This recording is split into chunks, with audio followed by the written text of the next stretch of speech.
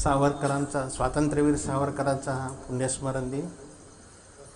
या कार्यक्रमाचे अध्यक्ष विरूपाक्ष महाराज, आजचे वक्ते ब्रह्मनाथकर सर, देशपांडे साहेब, बदने सर, अगदी धडपड्या माणूस, धांदल धडपड असलेले हेमंत कुलकर्णी, त्यांच्या ज्योतिबाला साथ देणाऱ्या त्यांच्या सावित्री म्हणजे कुलकर्णी मॅडम, आपण सर्वच आता सन्माननीय आहात, त्यामुळे काही सर्वांचे नाव घेत नाही. त्या कवी, नागपूरच्या कवी अरविंद बोबडेच्या 4 ओळी आहेत. बदने सरांनी धाड शतक मारल्यानंतर पुन्हा बॅटिंग करणं फार अवघड आहे.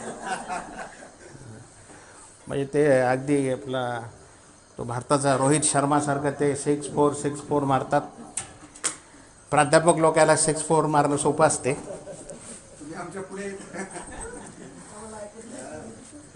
सागर पोहत बाहुबलाने, नावतयास मिळो न मिळो रे.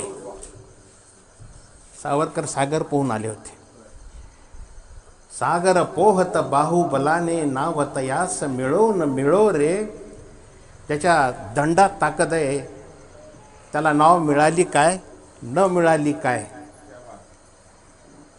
स्वयेच जो तेजो निधी तरणी, जो स्वतःच सूर्य आहे, तत्ग्रही दीप जळो न जळो रे.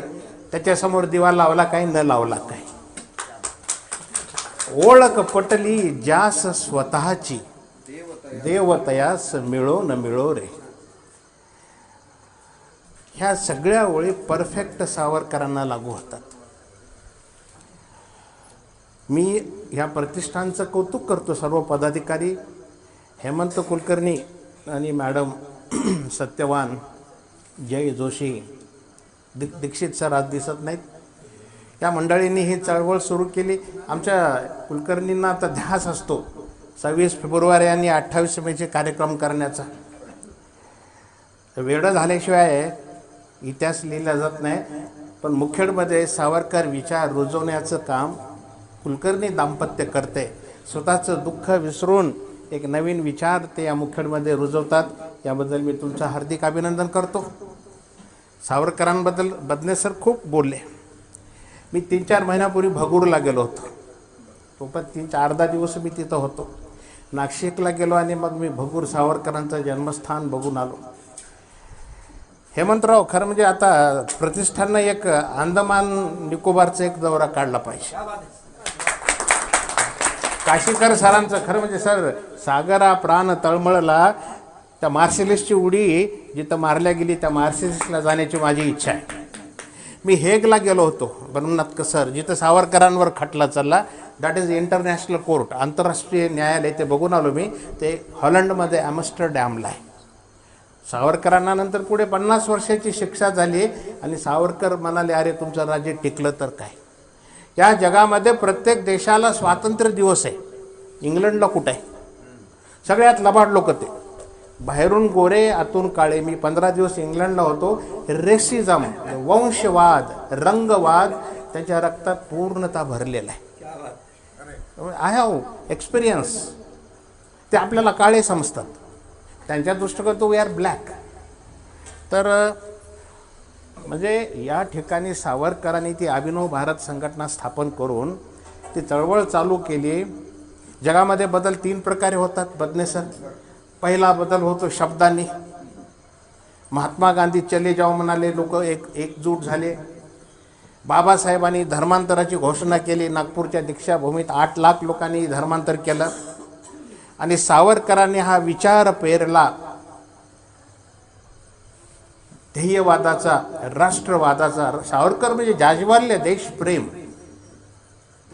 सावरकरांची खरं म्हणजे मृत्यूनंतरही उपेक्षाच झाली. राजकारणातले लोक उलटं तिलटं वाकडं तिकडं सावरकर न समजल्यामुळं काही बोलत राहतात. आपण मीडियावर बघतोच. पण सावरकर समजून घ्यायचं असतील तर सावरकर वाचावे लागतात. सावरकर लोक वाचत नाहीत आणि काहीतरी वेड्या म्हणजे वाकड्या आपल्या प्रतिक्रिया येत असतात. तर पहिला बदल होतो शब्दाने, दुसरा बदल होतो अश्रूने. स्त्रिया रडल्या किंवा आपलं छोटं नातू मुलगा रडला की आपण बदलतो. आणि तिसरा बदल होतो रक्ताने. आता अमेरिका रात्रीतून इराणवर हल्ला करते का सकाळी करते का, मी रात्री 12 वाजता कधी कधी न्यूज बघत असतो. America, Iran, Palestine, Pakistan, Bangladesh, भारताच्या आजूबाजूला सगळी हिंसाच आहे. पुतळे राखतात. मी मध्यंतरी एक पार की महात्मा गांधी हे अहिंसेचं प्रतीक, आणि पुतळे विटंबना प्रकरणामध्ये त्याला रक्षण करायला पोलीस होते बंदूकधारी, एकानं सहज लिहिलं हिंसा राखते अहिंसा. म्हणजे हे सत्य. तर ह्या बदलामध्ये जर पाहिलं तर सावरकर, आपण म्हणतो ते जहालवादी होते, पण देशभक्तीसाठी ज्या ज्या गोष्टी, अत्याचार सहन करणं हाही अपराध आहे आणि त्याला विचार करणं, त्याला विरोध करणं हे तेवढंच गरजेचं आहे. मी जसं भगूरला गेलो तसं मागच्या महिन्यात मी भुवनेश्वरहून कटकला गेलो होतो. कटक आणि भुवनेश्वर आता हैदराबाद सिकंदरासारखं आहे, तिथं नेताजींचं जन्मभूमी आहे. आणि भगूरला जर तुम्ही गेला तर नेताजी आणि सावरकरांच्या भेटीचं फार मोठं चित्र लावलंय, तुम्ही पाहिलं असेल सर भगूरच्या घरामध्ये, की नेताजींचे आणि सावरकरांचे विचार, आणि नेताजी आणि तिकडे हिटलरची भेटही झाली होती. पण सावरकरांना त्या गावातल्या लोकांनी, आपल्या महाराष्ट्रातल्या लोकांनी त्यांची काढलेली मिरवणूक, त्यांचं जन्मस्थान, त्यांचं ते किचन, त्यांनी घेतलेली शपथ, आता कोणी मॅडम बोलल्या वाटतं, ते सर्व तिथं ते स्मारक जरूर तुम्ही भगूरला जा. पहिलं भगूर पहा, दुसरं अंदमान प्रतिष्ठाननी काढावं. मला वाटतं शहरात पंक्षे दरवेळेस बऱ्याच लोकांना नेतात, आणि ज्याला शक्य आहे त्यांनी लंडनला जावं, तिथून फ्रान्सला जावं आणि मार्शलिसच्या त्या सागराला प्रणाम करून यावा. सावरकरांच्या बाबतीत बदने सरांनी सगळं सांगितलं. त्या अंदमानच्या भिंती आजही बोलतात. 10,000 रचना सावरकरांनी लिहिल्या मोडल्या आणि त्याचं पाठांतर केलं, आणि नंतर पुस्तकात रूपांतर केलं. नंतर सावरकरांनी पुढे रत्नागिरीला आले, जातीयवादाविरुद्ध काम केलं, दलितांना मंदिरात प्रवेश याच्यासाठी काम केलं, एकत्र पंक्ती वाढल्या. खरं म्हणजे जाती सर, अजून सावरकर विचारांचं जातीवादाचं कार्य जर पाहिलं, सगळंच महात्मा गांधी सावरकर असतील, महात्मा फुल्यांचं शेवटचा काळ आणि नंतर सावरकरांचं पुढे विचार येतो, फुले, सावित्री, आंबेडकर, शाहू. जातीवादाची परिस्थिती पाहिली तर देश तसा चांगला भ्रष्टाचाराने रंगला, देश तसा चांगला जातीने भंगला. येथे मुलानंतर नातू, नातू नंतर पंतू, लोकशाहीच्या पोटात घराणेशाहीचा जंतू. या इलेक्शनमध्ये ज्या ज्या घरात 5-5, 6-6 उमेदवार उभे केले त्यांना तडी हाणले लोकांनी. तुम्ही वाचले ना? हो. आणि जातीवाद, सावरकरांची जी जेल होती ती सेल्युलर जेल होती. सेल म्हणजे पेशी, त्याला सेल्युलर का म्हणतात, का एका पेशीत एकच कैदी राहील. पण आपला देश कधी कधी आत्मचिंतन करताना असं वाटतं की जातीची सेल्युलर जेल बनलाय. आणि काही 4-5 भूछत्र उठतात आणि जातीमध्ये, मग मी कुलकर्णीचं आडनाव जर मला कळत नसेल तर त्याचा आडनाव जर गोंधळात टाकणार असेल तर मग तुमचे सोयरे इकडे आहेत का, तुमचे धायरे इकडे आहेत का. मग मी इनडायरेक्ट त्याची जात शोधायला लागतो, त्याची गुणवत्ता शोधत नाही. हे वास्तव आहे आणि हे विस्तवापेक्षा दाहक आहे. Is it true? हे वास्तव आहे आणि विस्तवापेक्षा दाहक आहे की माणसाला जातीनं पारखणं, गुणवत्तेच्या ऐवजी त्याची जात पुढे येते. आणि सध्या महाराष्ट्र तर हा प्रॉब्लेम फार मोठा फेस करतोय. ज्या सावरकरांनी जाती निर्मूलनाचं काम केलं तिथं हा विचार कुठंतरी मागं पडला असं जरूर मला वाटतं. तर हे एक सावरकरांचं मोठं कार्य होतं. बाबासाहेबांनी 1935ला धर्मांतराची घोषणा केली होती, पण पुढे ते 1956 ते मृत्यूच्या अगोदर त्यांनी धर्मांतर केलं. 21 वर्ष ते वाट बघत होते. आपल्यालाही आत्मचिंतन करायची गरज आहे. आपल्या धर्मातल्या काय त्रुटी आहेत त्या सुधारण्याची गरज आहे. हिंदू धर्मातला जो धर्म मार्तंड बाजूला झाले पाहिजे. एका ठिकाणी हिंदूची मी फार सुंदर व्याख्या ऐकली देशपांडे साहेब.